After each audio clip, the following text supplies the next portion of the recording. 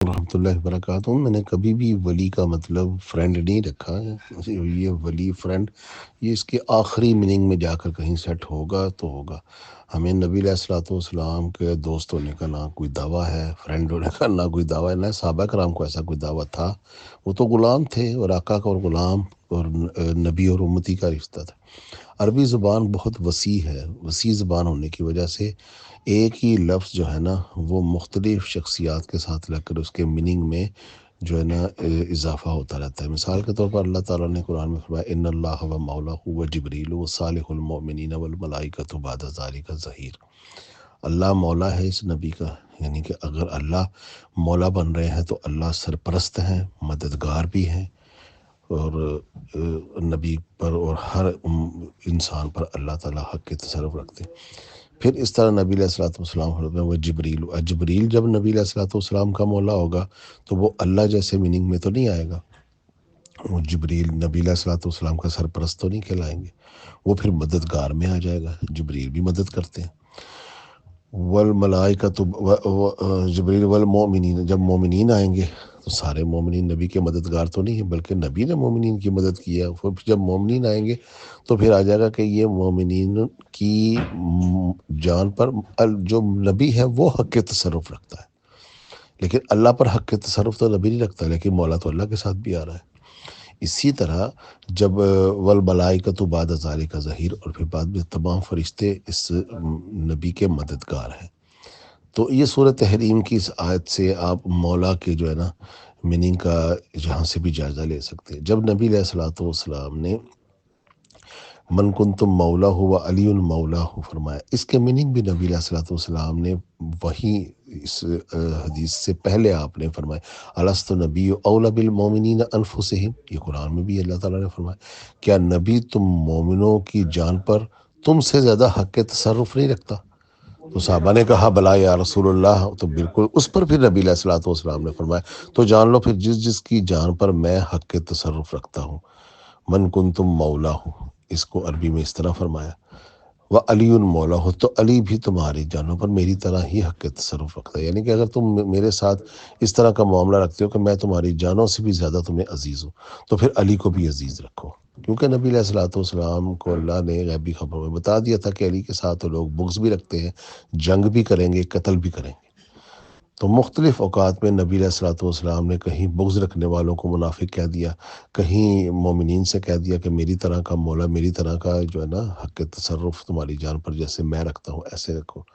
تو جب کوئی غلام اپنے آقا کو مولا کہتا ہے تو اس کے میننگ غلام کے پوائنٹ آف ویو سے ہو جاتے ہیں، جب کوئی آقا غلام کو مولا کہتا ہے تو اس کے آقا کے پوائنٹ آف ویو سے ہو جاتے ہیں، جب نبی کہے گا تو نبی کی حیثیت کے اور شخصیت کے اور برگزیدیت کے مطابق ہوں گے، اور جب اللہ مولا کہے گا تو پھر اللہ تعالیٰ تو پھر وہ پھر مخلوق کی طرح تو ہے ہی نہیں، تو پھر اس کے میننگ اللہ کے پوائنٹ آف ویو سے آئیں گے۔ تو اس لیے مولا کو یہ لوگ صرف دوست دوست کہہ دیتے ہیں، تو اس دوست کا ترجمہ جو ہے نا بالکل میں نے نہیں کیا، تو اس کے جملے کو دیکھا جائے گا عربی زبان میں کہ کہاں کون کہہ رہا ہے مولا ولی، تو اس حساب سے جب کسی عورت کا ولی ہوتا ہے تو اس کا سرپرست ہی ہوتا ہے نا ولی، ولی کی اجازت کے بغیر وہ نکاح نہیں کر سکتی، تو پھر وہ ولی سرپرست ہوتا ہے۔ تو یہاں ولی آئے گا تو اگر وہ لڑکی کا ولی ہوگا تو وہ سرپرست ہوئے گا۔ تو جب اللہ ولی ہوں گے تو پھر اللہ تعالیٰ تو پوری کائنات کے ہی مالک ہے۔ جب نبی ولی ہوگا تو پھر نبی کی رسالت کے جو ہے نا فضیلت اور رسالت کے مقام کے مطابق ہوگا، جبریل ولی ہوگا تو اس کے مطابق ہوگا، فرشتے ولی ہوں گے تو اس کے مطابق، مومنین کو جب ولی کہا جائے گا تو اس کے مطابق کہا جائے گا، غلاموں کو آقا مولا کا ولی کہا جائے گا تو اس کے پوائنٹ آف ویو سے کہا جائے گا۔ اس طرح یہ ہر کسی لفظ کو ہر سینٹینس میں ایک ہی میننگ نہیں ہوتا، عربی زبان بڑی وسیع زبان ہے، تو لہٰذا سینٹینس عربی میں پڑھا جائے گا، اس کے مطابق اس کا ترجمہ کیا جائے گا۔ السلام علیکم۔ بھائی میرے ہمارا یہ موضوع ہی نہیں کہ وہ کر سکتے ہیں کہ نہیں کر سکتے، ہم نے نبی کے اختیار کے اوپر گفتگو نہیں کر رہے، ہمیں نبی علیہ الصلوۃ والسلام سے حکم، اللہ سے حکم، نبی کی سنت سے یہ ثابت کریں کہ فوت شدگان جو آپ سے پہلے ہیں ان کو ہر بندہ 24 گھنٹے، ایک نہیں دو نہیں ہزاروں لوگ ایک ہی وقت میں 24 گھنٹے مدد کے لیے پکار رہے ہیں۔ ایسا کوئی عقیدہ ہمیں قرآن سے بتائے، قرآن سے نہیں تو نبی کے فرمان یا سنت سے بتائے۔ نبی کر سکتے ہیں کہ نہیں کر سکتے اس پر ہمارا موضوع ہی نہیں ہے۔ فرشتے کر سکتے ہیں، آپ کو بھی پتا ہے، مجھے بھی پتا ہے، آپ کے دائیں بائیں فرشتے موجود ہیں، 24 گھنٹے فرشتے جان نکال رہے ہیں، جان ڈال رہے ہیں، سب کچھ ہو رہا ہے۔ کیا ہم اس فرشتوں کو مخاطب کرتے ہیں؟ نہیں کرتے۔ اختیار کی بات نہیں ہے کہ نبی پیغمبروں ولیوں کو اللہ نے اختیار دیا ہے کہ نہیں دیا، بات یہ ہے کیا ہم 24 گھنٹے جس طرح اللہ کو ہر جگہ پر اذانیں ہو رہی ہیں، ہر جگہ پر دعائیں ہو رہی ہیں، مکہ مدینہ فلسطین ہر جگہ پر کروڑوں اربوں لوگ ایک ہی وقت میں انگلش میں، فرینچ میں، پرتگیز میں، عربی میں، سنسکرت میں، پنجابی میں ایک اللہ کو پکارے، اللہ سب کی ایک ہی وقت میں سن رہا ہے، اور یہی اللہ نے ہمیں حکم دیا ہے، یہی پیغمبروں نے تبلیغ کی ہے۔ کیا ایسا کسی نبی پیغمبر رسول نے کسی فوت شدگان کے ساتھ کرنے کے لیے ہمیں ایسا کوئی طریقہ بتایا، یا قرآن نے بتایا، یا سنت نے بتایا، یا حدیث نے بتایا؟ تو وہ پیش کرے۔ یہ موضوع ہے، موضوع یہ نہیں کہ نبی کو اختیار ہے کہ نہیں۔ بھائی میرے، یہ مسئلہ ہی نہیں ہے کہ وہ مدد کر سکتے ہیں کہ نہیں کر سکتے، ہمارا یہ مسئلہ ہی نہیں ہے کہ وہ مدد کر سکتے ہیں کہ نہیں کر سکتے۔ آپ کو پتہ ہے، ہمیں پتہ ہے کہ فرشتے جو ہیں قیامت تک کے لیے جان نکالنے کا عمل کرے گا اسرافیل، وہ کر سکتا ہے نا، اللہ نے اختیار دیا ہے نا، قیامت تک کے لیے بارشیں برسانے کا فرشتے کو اختیار دیا ہے، وہ بارشیں برساتا ہے نا۔ قیامت تک کے لیے پہاڑوں کے فرشتے ہیں، ہواؤں کے فرشتے ہیں نا۔ تو کیا ہم نے کبھی آج تک کسی موت کے فرشتے سے کہا ہے کہ ہم میری جان نہ نکالنا؟ ہمیں پتہ ہے کہ اس کو اللہ نے یہ اختیار دیا۔ اختیار اللہ نے دیا ہے یا نہیں، یہ بحث نہیں ہے، وہ تمام جہانوں کے لیے رحمت ہیں، یہ بحث نہیں ہے کہ نہیں ہے، معاذ اللہ۔ بحث یہ ہے کہ ہم نے کس کو مدد کے لیے حاضر و ناظر جان کر 24 گھنٹے ہزاروں لوگوں نے ایک ہی وقت میں استغاثہ مدد کس سے لینی ہے؟ مسئلہ تو یہ ہے، مسئلہ یہ نہیں کہ نبی کو اختیار ہے کہ نہیں ہے، یہ ہمارا موضوع ہی نہیں ہے۔ ہمارا موضوع ہے کہ ہم نے کس سے مدد طلب کرنی ہے حاضر و ناظر جان کر، ہر وقت 24 گھنٹے ایک ہی وقت میں ہزاروں لاکھوں لوگ اللہ کو پکار رہے ہیں مدد کے لیے۔ تو یہ اختیار اور یہ حق صرف اللہ کا ہے۔ آپ نبی علیہ الصلوۃ والسلام سے ہمیں ایک حدیث یا قرآن سے ایک آیت لگائیں کہ آپ کا عقیدہ کہ کسی فوت شدگار نبی پیغمبر رسول ولی پیر جس سے مدد کے لیے پکارنا ثابت ہو، تو ہمیں بتائیں قرآن کی آیت۔ قرآن میں نہیں ہے، آپ کہہ دیں جی ہمارا یہ عقیدہ قرآن میں نہیں ہے، حدیث میں ہے، تو پھر حدیث دکھائیں کہ نبی علیہ الصلوۃ والسلام نے اتنے مشکل اوقات آئے، آپ نے اللہ کو مدد کے لیے پکارا، فرشتوں کے ذریعے سے مدد ہوئی، کیا آپ نے گزشتہ انبیاء کو نام لے کر مدد کے لیے پکارا؟ یہ آپ ہم نے دکھانا ہے۔ ہم تو نبی علیہ الصلوۃ والسلام کے پیچھے چلیں گے، آپ کے دماغ یا آپ کی بات کے پیچھے تو نہیں چلنا نا۔ السلام علیکم ورحمۃ اللہ وبرکاتہ۔ قرآن پاک کا ترجمہ تفسیر جو ہے آپ مختلف علماء کی پڑھیں۔ یہ جو انبیاء ہیں وہ اپنے اپنے ادوار میں جو اسلام کی تبلیغ کر رہے ہیں، اللہ کی توحید بیان کر رہے ہیں، یہ اسلام کی اور آنے والے ایک آخر الزمان نبی کی اور آخر الزمان قوانین و شریعت کی مدد ہی ہے۔ کیونکہ کبھی بھی کوئی نبی آئے، انہوں نے مکمل شریعت تا قیامت تک قائم رہنے والی شریعت امت کو نہیں دی، کیونکہ انسانیت ارتقائی عمل سے گزر رہی تھی۔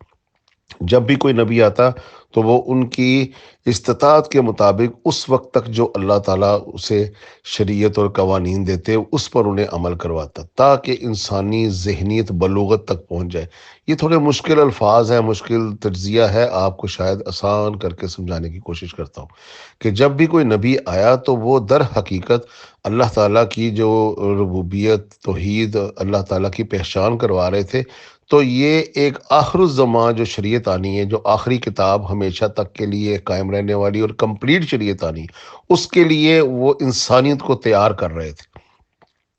تو یہی مدد ہے کہ وہ اپنے ہر نبی، آنے والے نبی کی بھی خبر دیتا اور اسی شریعت کی طرف انسانوں کی ذہنیت کو راغب کرتا رہتا، اور اللہ تعالیٰ کے جتنے احکامات آتے اس حد تک وہ احکامات انہیں پہنچاتے جاتے۔ جس طرح ہمارے پاس قرآن کی مکمل شریعت اور احکامات گزشتہ امتوں پر اس طرح نہیں تھا کہ نماز، روزہ، حج، زکوٰۃ، ہمسایوں کے حقوق، طلاق کے مسائل، حیض کے مسائل، روزے کے مسائل، اور زکوٰۃ کا نصاب، اور جہاد اور انفال، یہ ساری چیزیں جو ہے نا، یہ کمپلیٹ گزشتہ امتوں میں اس طرح شریعتیں نہیں آتی تھی۔ دور دور لوگ آباد تھے، لوگوں کے پاس گلی محلے بنانے کا ذہن نہیں تھا، معاشرے تشکیل کرنے کا ذہنیت نہیں تھی، تو اسی طرح پھر آہستہ آہستہ جب معاشرے تشکیل ہوتے چلے گئے، پھر قوانین ان کے مطابق کتابوں میں آتے چلے گئے، حتیٰ کہ آخری کتاب قرآن پاک 1400 سال پہلے محمد رسول اللہ صلی اللہ علیہ وآلہ وسلم لے کر آئے۔ اس سے پہلے تمام انبیاء اسی آخری شریعت اور آخری کتاب اور آخری نبی کے لیے امتوں کی ذہن سازی کرتی رہی۔ یہ مدد ہے نبیوں کی۔ یہ تھوڑا کہ محمد صلی اللہ علیہ وسلم آگے اور جنگ بدر میں 1,24,000 پیغمبر تلواریں لے کر ان کی مدد کرنے آ جائیں گے۔ آپ اس کو یہ سمجھیں، توہین کرنا، کسی کو جاہل کہنا، گالی گلوچ کرنا، یہ چیزوں کا حل نہیں ہوتا۔ آپ تو ویسے بھی لوگوں کو پورنوگرافی، ننگی تصویریں بھیجتے ہو، ننگی ویڈیو بھیجتے ہو۔ اب آپ سے گفتگو کیا ہو؟ ہمارا تو ذہن ہی جو ہے نا، سب سے پہلے آپ توبہ کریں اللہ سے کہ آپ ننگی تصویریں، ننگی گندی ویڈیوز بھیجنا بند کریں، اور اس پر فخر کرتے ہیں آپ کہتے ہیں ہاں جی میں بھیجوں گا، آپ کو ہو تو آپ کو بھی بھیجو، آپ کی وائسز موجود ہیں۔ آپ گندی پورنوگرافی اور اعلیٰ تناسل کی تصویریں لوگوں کو بھیجتے ہیں۔ آپ کو قرآن کیسے سمجھ میں آئے گا؟ اور آپ کے منہ سے تلاوت اچھی لگتی نہیں۔ جب آپ تلاوت کرتے ہیں، قرآن کی بات کرتے ہیں، ہمارے ذہن میں وہی گندا سیکس تصویریں بھیجنے والا مولوی آ جاتا ہے۔ تو ہمارا بھی کوئی سٹینڈرڈ ہے، لیکن پھر بھی ہم کوشش کرتے ہیں شاید آپ توبہ کر لیں۔ السلام علیکم ورحمۃ اللہ۔ دیکھیں مفتی صاحب، نہایت ادب سے گزارش ہے، یہ آپ کی اور میری بحث نہیں چل رہی کہ فوت شدگان انبیاء اکرام، سلف صالحین، اولیاء، مجددین، محققین، مورخین، کیا یہ مدد کر سکتے ہیں کہ نہیں کر سکتے، اللہ نے ان کو اختیار دیا ہے کہ نہیں دیا ہے، یہ موضوع نہیں ہے، اس پر بعد میں بات ہوگی۔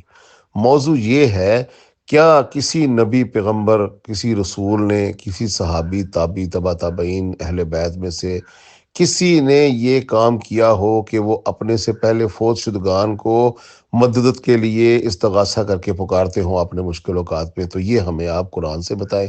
قرآن میں آپ کا عقیدہ نہیں، کوئی بات نہیں، پھر آپ نبی علیہ الصلوۃ والسلام کی سنت اور حدیث سے ہمیں بتائیں۔ کیا نبی علیہ الصلوۃ والسلام نے کبھی کسی فوت شدگان حضرت نوح علیہ السلام کو مدد کے لیے پکارا؟ کیا صحابہ کرام کو مشکل پیش آتی تھی تو کیا وہ ابراہیم علیہ السلام کو، موسیٰ علیہ السلام کو پکارتے تھے؟ جب نبی علیہ الصلوۃ والسلام اس دنیا سے رخصت ہو گئے تو کیا صحابہ کرام مشکل اوقات میں اللہ کے نبی کو مدد کے لیے پکارتے تھے؟ اس دنیا میں سب سے مشکل وقت جو آیا نا صحابہ کرام کے اوپر، حضرت علی رسول اللہ کے داماد، حسن و حسین آپ کے نواسے، اما عائشہ آپ کی زوجہ، طلحہ زبیر آپ کے صحابی، آمنے سامنے جنگ ہو رہی ہے، اس مشکل ترین وقت میں کیا ان زوجہ رسول اور نواسہ رسول اور دماد رسول نے یہ کہا چلو اللہ کے نبی علیہ الصلوۃ والسلام کو پکاریں، وہ تو مدینے میں موجود ہیں، ہمیں آ کر بتا دیں کہ حق کیا ہے، باطل کیا ہے؟ یہ اللہ کے نبی نے تعلیم ہی نہیں دی تھی انہیں، یا وہ کہتے چلو ابھی رک جاؤ، خواب میں آ کے اللہ کے نبی سے بتا دے، استغاثہ کرو، مراقبہ کرو، چلا لگاؤ، اللہ کے نبی خوابوں میں آ کر ہمیں ہدایت دے جائے؟ ایسا کوئی اختیار، ایسا کوئی عقیدہ نبی علیہ الصلوۃ والسلام نے اپنے صحابہ، اپنے امتیوں، اپنے اہل بیت، اپنی ازواج، اپنے صحابہ کو نہیں سکھایا تھا، نہ ہی ہمیں کوئی یہ مثال ملتی ہے۔ اب آپ کہتے ہیں کہ آپ شرک کی ڈیفینیشن، شرک بھئی آپ کے ہاں شرک اعتقادی نہیں ہے، آپ کے عقیدوں میں شرک نہیں ہے، آپ کے عمل میں شرک موجود ہے۔ شرک اعتقادی اس لیے نہیں، ہم آپ سے پوچھتے ہیں، آپ کہتے ہو لا الہ الا اللہ، اللہ کے سوا کوئی الہ نہیں، اللہ ہی معبود ہے، عبادت صرف اللہ کی ہے، اللہ خالق ہے، اللہ مالک ہے، اللہ نے آپ کو پیدا کیا اور آپ اللہ ہی کی عبادت کرتے ہو، تو آپ کو شرک اعتقادی سے آپ مبرہ ہیں۔ اب آپ عملی طور پر اللہ تعالیٰ کی صفات میں ایک عملی شرک کر رہے ہیں، وہ یہ ہے کہ اللہ تعالیٰ کی صفت یہ ہے کہ وہ ہر جگہ پر حاضر و ناظر، سنتا، مدد کرتا ہے۔ آپ نے یہ صفت مردوں میں ڈال دی کہ جو فوت شدگان ہیں وہ، بلکہ زندہ بھی ہر جگہ پر حاضر و ناظر نہیں ہوتا، فوت شدگان قبر میں جا کر اس کے آپ نے انرجی کو کروڑوں گنا زیادہ کر دیا، وہ ہر جگہ پر موجود ہے۔ جب وہ زندہ تھا اسے سفر کرنا پڑتا تھا، اسے آنا جانا پڑتا تھا، اسے خط لکھ کر اپنا پیغام پہنچانا پڑتا تھا۔ اب وہ قبر میں چلا گیا تو وہ جناب پوری دنیا میں ہر جگہ پر حاضر ناظر ہو گیا، ہر وقت ہر جگہ پر ہر زبان میں لوگ پکار رہے ہیں، اور وہ مردہ سنتا جا رہا ہے، مدد کرتا جا رہا ہے۔ یہ ہر جگہ پر رہ کر سننا اور پکار کو جاننا، ہر پکار کو سمجھنا، یہ اللہ تعالیٰ کی صفت ہے۔ اس صفت میں آپ نے انسان کو شریک کر دیا، تو شرک عملی میں آپ مصروف ہیں، اعتقادی میں آپ نہیں، کیونکہ ہم نے آپ سے پوچھا آپ نے بتا دیا کہ آپ اللہ کی عبادت کرتے ہیں، اللہ معبود ہے، تو آپ کے عقیدے میں تو شرک نہیں ہے، عملی طور پر آپ شرک عملی میں جو ہے نا مبتلا ہے، کہ آپ اللہ کی صفات مخلوق میں ڈال کر اور ان کو پکارے چلے جا رہے ہیں ہر وقت ہر جگہ پر، جبکہ وہ ایسا کرنے سے کوئی بھی اللہ نے ہمیں حکم نہیں دیا، نہ ہی اللہ کے نبی نے حدیث و سنت میں حکم دیا ہے۔ بعد میں ہم یہ بحث کریں گے ان کو یہ طاقت ملی ہے کہ نہیں ملی۔ ہم آپ سے کہہ رہے ہیں شیطان کو ہر جگہ پر آنے جانے کی طاقت ملی ہوئی ہے، فرشتے کو ہر جگہ پر جا کر جان نکالنے کی طاقت ملی ہوئی ہے، تو کیا آج تک کسی انسان نے فرشتے کو مخاطب کر کر اپنی جان بچانے کی بات کی ہے، یا شیطان کو مخاطب کر کے اور اس کے اوپر گفتگو کی ہے؟ تو اسی طرح ہم نے اللہ ہی سے مانگنا ہے، اللہ ہی سے استغاثہ کرنا ہے، کسی کو اختیار ہو یا نہ ہو، ہمیں اس چیز کا حکم نہیں ہے کہ ہم اس کو اللہ کو چھوڑ کے اس سے مانگیں۔